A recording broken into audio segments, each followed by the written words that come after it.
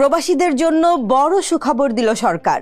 বিশ্বের বিভিন্ন প্রান্তে থাকা প্রায় ১.৫ কোটি বাংলাদেশি প্রবাসীর জন্য আসছে নতুন এক ডিজিটাল উদ্যোগ, প্রবাসী কার্ড। পাসপোর্ট ছাড়াই মিলবে নাগরিক পরিচয়, আর বিদেশ থেকেই নিয়ন্ত্রণ করা যাবে দেশের পরিবারের খরচ।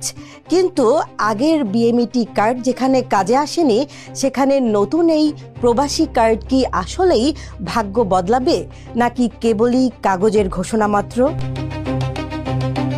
বাংলাদেশে ফ্যামিলি কার্ড আর কৃষক কার্ডের সফলতার পর এবার প্রবাসীদের জন্য সম্পূর্ণ নতুন এক উদ্যোগ নিয়ে আসছে সরকার।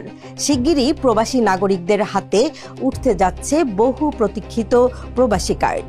প্রবাসী কল্যাণ মন্ত্রী আরিফুল হক চৌধুরী জানিয়েছেন, এই কার্ডের মূল লক্ষ্যই হল হুন্ডি প্রতিরোধ করে বৈধ পথে রেমিটেন্স পাঠানোতে প্রবাসীদের উৎসাহিত করা। অনেকের মনেই প্রশ্ন জাগতে পারে, আগে থেকেই তো বিএমইটি কার্ড রয়েছে, তবে নতুন এই কার্ডের দরকার কি? প্রবাসী কল্যাণ মন্ত্রণালয় বলছে, আগের কার্ডে শুধু প্রবাসীর তথ্য থাকলেও নতুন এই প্রবাসী কার্ডে যুক্ত হচ্ছে আধুনিক ব্যাংকিং ও পেমেন্ট গেটওয়ে। এটি মূলত একটি ডিজিটাল পরিচয়পত্র ও সেবা কার্ড হিসেবে কাজ করবে, যা প্রয়োজনে পাসপোর্টের বিকল্প হিসেবেও ব্যবহার করা যাবে। এতে থাকা একটি মাত্র কিউআর কোড স্ক্যান করলেই মুহূর্তের মধ্যে মিলবে প্রবাসীর যাবতীয় তথ্য। এই কার্ডের সবচেয়ে বড় চমক এর অর্থনৈতিক ও ব্যাংকিং সুবিধা। এটি মূলত একটি ডুয়াল কারেন্সি কার্ড হিসেবে কাজ করবে। ফলে একজন প্রবাসী বিদেশে বসে সেই দেশের মুদ্রায় যেমন লেনদেন করতে পারবেন, ঠিক একইভাবে বাংলাদেশেও টাকা খরচ করতে পারবেন।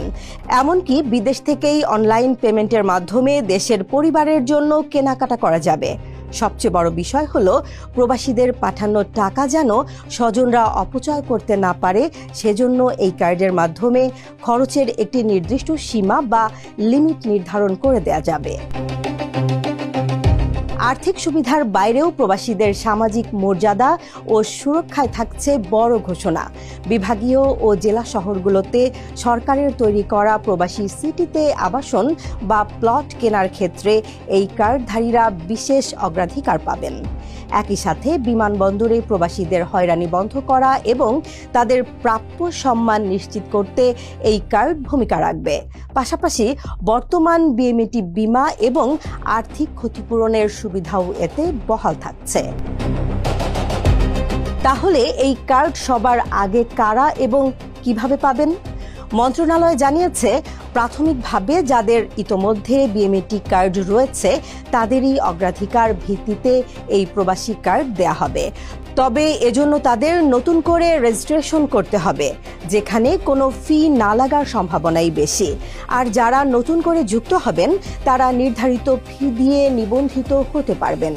বিশ্বের বিভিন্ন দেশে থাকা বাংলাদেশ দূতাবাসের মাধ্যমেই প্রবাসীদের হাতে এই কার্ড পৌঁছে দেয়া হবে। তবে এই কার্ডের কার্যকারিতা নিয়ে প্রশ্ন তুলছেন অভিবাসন বিশেষজ্ঞরা। তাদের মতে, আগের বিএমইটি কার্ড প্রবাসীদের খুব একটা কাজে আসেনি। রেমিটেন্স পাঠানো বা অন্যান্য নাগরিক সুবিধা পাওয়ার যে স্বপ্ন দেখানো হয়েছিল তা বাস্তবায়ন হয়নি। ফলে নতুন কার্ডটি যেন শুধু আনুষ্ঠানিকতায় সীমাবদ্ধ না থেকে সত্যিকার অর্থে কার্যকর হয়, সরকারকে এখন থেকেই সেই দূরদর্শী চিন্তা করতে হবে।